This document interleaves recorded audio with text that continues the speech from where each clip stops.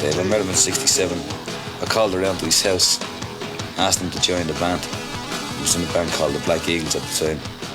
And I was starting a band, and there was only two people I wanted in the band as lead vocalist, either him or Peter Adler, Larry Adler's son, and he wouldn't do it. So I went along to Phil, I asked him would he do it, and Phil said he would do it if I took Brian Downey as well. But I went around to Brian Downey and he didn't like me. He told Phil, if I don't like you, I don't trust him, I'm not taking the job, you know. So that's when I met Phil for the first time. That was in '67. Was there any particular reason why you wanted him in the band? Yeah, he looked great. That was the only reason. I didn't even know if he could sing.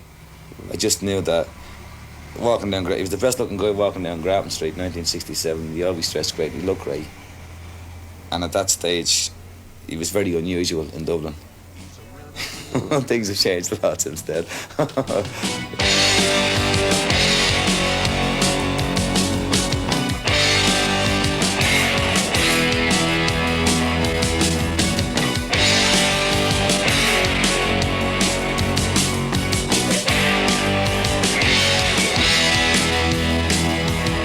It's just a boy that has lost his sight. He's a stranger, prowls the night.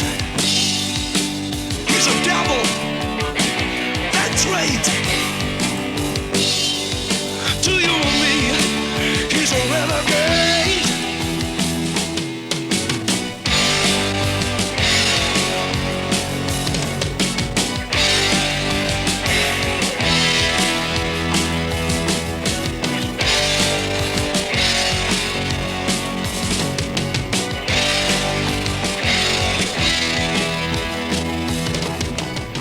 I've only had one job, and that was working for Tangent Taggart's in the North Wall, or East Wall.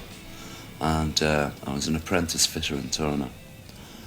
And I wanted to be an architect, but, you know, you go in saying you want to be an architect and you come out with a job as a fitter and turner. And the Black Eagles were still going at that time, and we were doing like weekend gigs.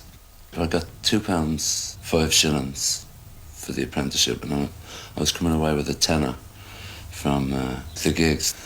And I never went back to work then after that once the summer holidays came up, because by that time the band was taking off. Now, after the Black Eagles, you and Brian split for a while. You went with Skid Row, and Brian went to play with Sugar Shack, that's right, I think. When did you two get back together again to form Lizzie?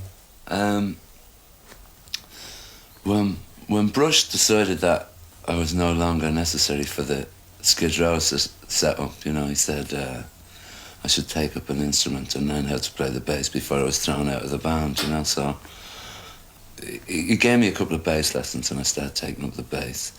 And the Sugar Shack were starting to break up as well, so me and Brian had always been mates, regardless of whether we were playing together or not, you know. And I knew he was up, so we said we'd form a band. And we formed The Orphanage with Pat Quigley. I wasn't playing bass, so I was still learning bass at this time. The idea of The Orphanage was, it was supposed to be a nucleus of a band, and then we'd have like travelling members. I think it was in 1970 that you went to London with Lizzie, and Brian Chute and Ted Carroll, yeah? Yeah. What exactly did you do when you arrived in London? I mean, it must have been difficult for an Irish band to arrive in London. What did you do? Did you go to record companies? Did you try to get on the gig circuit? Well, first of all, when we were going over on the boat, we met John Peel. It was a real stroke. And,